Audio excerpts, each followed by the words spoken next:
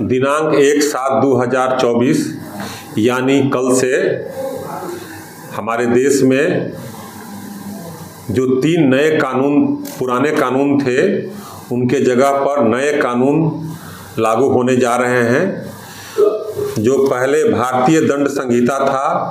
उसको भारतीय न्याय संहिता 2023 के नाम से, और जो CRPC था उसको भारतीय नागरिक सुरक्षा संहिता के नाम से, और भारतीय साक्ष्य अधिनियम 2023 के नाम से जाना जाएगा। इसकी तैयारी समस्तीपुर जिला के अनुमंडल स्तर पर पूर्व से की जा रही थी,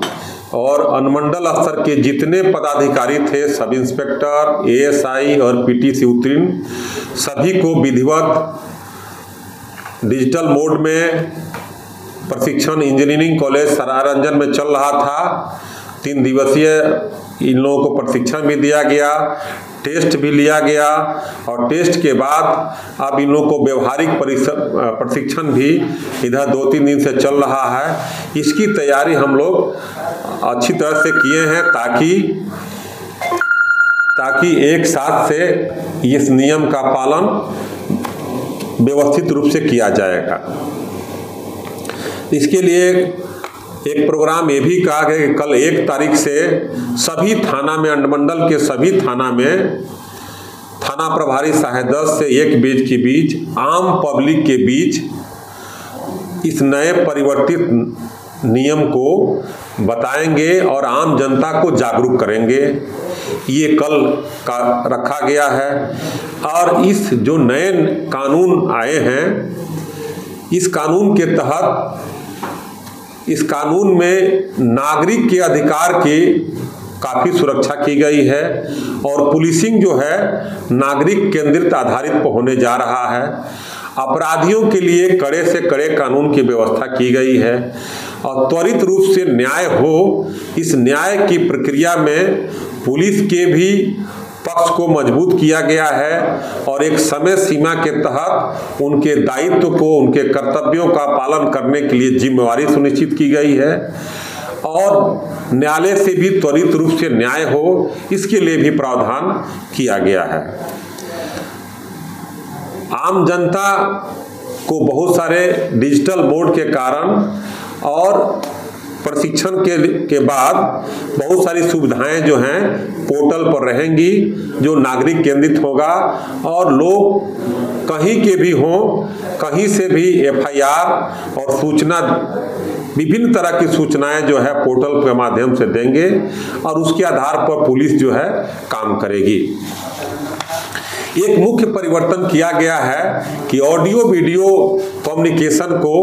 साक्ष्य अधिनियम में भी और CRPC में भी अमेंडमेंट किया गया है। यानी पुलिस का अनुसंधान और साक्ष्य संकलन की जो विधि होगी वो टेक्नोलॉजी पर बहुत अच्छा आधारित होंगी, और इसके आधार पर हम लोग प्रशिक्षण दिए हैं ताकि पुलिस टेक्नोलॉजी की तरफ बढ़े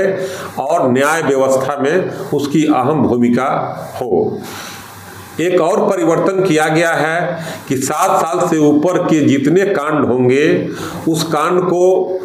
वहाँ के घटना स्थल पर या एविडेंस कलेक्शन के लिए FSL की टीम को अनिवार्य कर दिया गया है,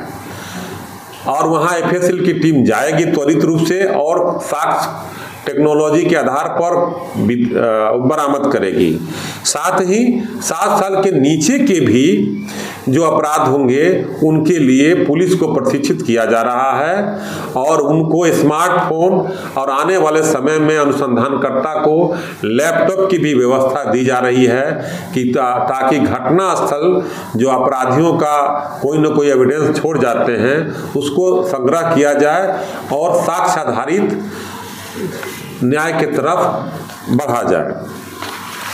इसके तहत जो वैज्ञानिक साक्ष्य संकलन है और पुलिसिंग है उसको तैयारी किया जा रहा है। जो भी गिरफ्तार अभियुक्त होंगे उनको नफीस के तहत उनका फिंगरप्रिंट लिया जाएगा। साथ ही पहले वॉइस टेस्ट और गिरफ्तारी अंगुलांग के लिए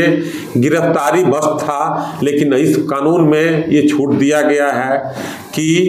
आप संदिग्ध और किसी भी व्यक्ति को अगर पुलिस समझती है अनुसंधान के लिए तो कर सकती है।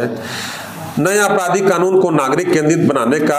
एफआईआर की कॉपी पहले भी दी जाती थी, अभी भी दी जाएगी। सूचना, हर घटना की सूचना पीड़ित को देनी है और एक समय सीमा के तहत, अगर समय 90 दिन और 60 दिन के अंदर अनुसंधानकर्ता अनुसंधान नहीं पूर्ण करते हैं तो कोर्ट को ये सूचित करेंगे और एक परमिशन लेंगे। इस नए कानून में महिलाओं और बच्चों के अपराध पर विशेष ध्यान दिया गया है। ये काफ़ी संवेदनशील होता है अपराध, इसलिए इसमें प्राथमिकता दी गई है और साथ ही पुलिस की जो जवाबदेही है उसको भी सुनिश्चित की गई है, उसकी जिम्मेवारी और जवाबदेही को सुनिश्चित की गई है कि अब पुलिस पेपर जो है वह अभियुक्त के साथ साथ पीड़ित वर्ग को भी आपको देना है और असंज्ञेय मामलों में भी